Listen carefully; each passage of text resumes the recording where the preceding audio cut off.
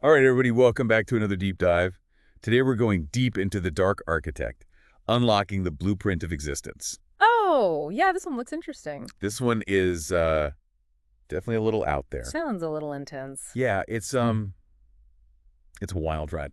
This book is claiming that we can all become dark architects Okay. and I- actually shape our own realities. Right. It brings in all this stuff about ancient wisdom and esoteric teachings, hmm you know, synchro geometry, energy fields, Right. like the whole nine yards. So we're going to look at is it really possible to design our own destinies? Okay, And that's a big question, a right? huge question. Yeah. Yeah. So let's find out. All right, let's dive in. Yeah, it's definitely a really fascinating mix, of mystical ideas and then these like really practical techniques. Right. So the book kind of presents this whole metaphor Okay. of a blueprint of existence. Yeah. And it's like this hidden structure that's kind of like underlying reality. And they're saying that by learning kind of like the secrets of this blueprint, we can become like conscious creators. Okay, so that's interesting. Yeah.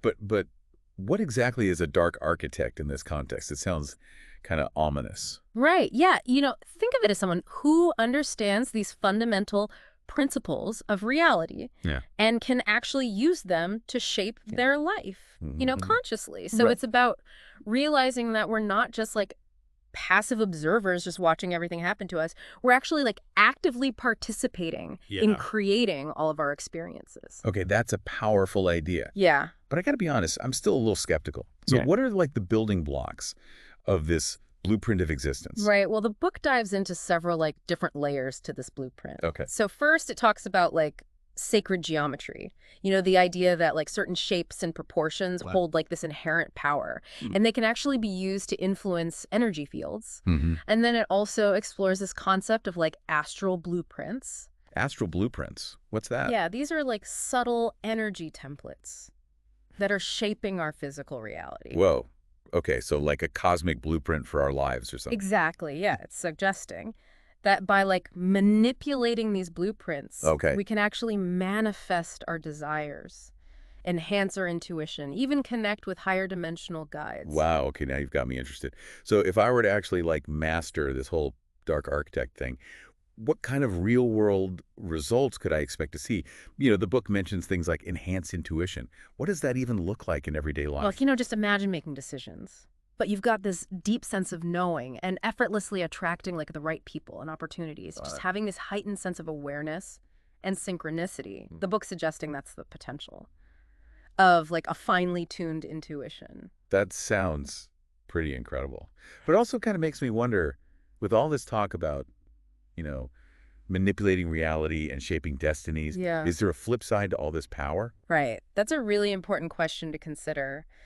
While the book really focuses on all the positive potential, it doesn't really explicitly address any potential downsides or, ethical implications. Right. It's almost like giving someone this really powerful set of tools, but without a safety manual. Yeah, is there any danger here? Yeah.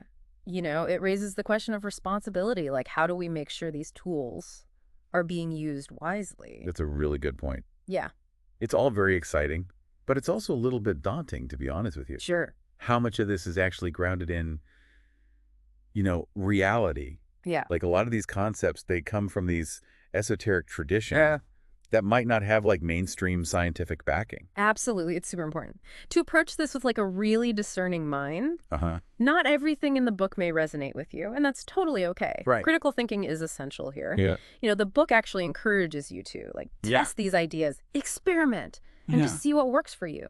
So we've explored this idea of a dark architect, this concept of a blueprint of existence and some of the techniques that the book proposes. Yeah. From sacred geometry to astral templating. It's definitely some thought-provoking stuff. Yeah, for sure. And, it leaves us with this really powerful question, I think. If you could become a dark architect, what aspect of your life would you most want to design or influence? That's a good question. It's like we're being challenged to step into the role of conscious creators. Right. Even if you don't buy into all the, mystical aspects, Yeah. it still encourages us to think bigger. Mhm. about the power of our minds and our intentions. Exactly, whether or not you actually choose to embrace this whole framework of Dark Architect. It's really an invitation to explore these mysteries of existence and consider the possibility that we might have more influence over our realities than we actually realize. That's a great point to end on. All right, everybody, until next time, keep on thinking, keep on questioning, keep on diving deep.